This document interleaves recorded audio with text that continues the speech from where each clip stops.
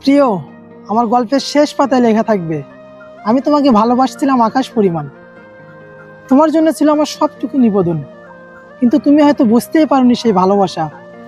আমার প্রতিটি নিঃশ্বাসে ছিল তোমার নাম, তবুও তুমি কখনো আমাকে খুঁজে নাওনি।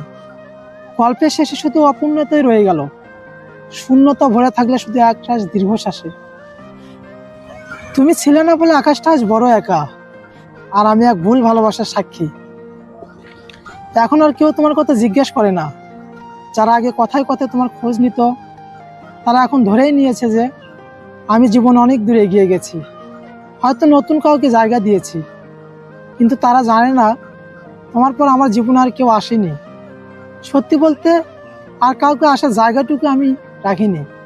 সময় বদলেছে, মানুষ বদলেছে, কিন্তু হৃদয়ের সেই শূন্যতা আজও বদলায়নি। এখনো যখন কেউ হাসি মুখে জিজ্ঞেস করে এখন কার সাথে আছো, তখন মুহূর্তের জন্য আমি তোমার মুখটা চোখের সামনে ভেসে ওঠে। আমি তখন মুচকি হেসে বলি, এখন আর কেউ নেই। কিন্তু মনে মনে বলি, তুমি ছাড়া কি আর কেউ কোনোদিন ছিল?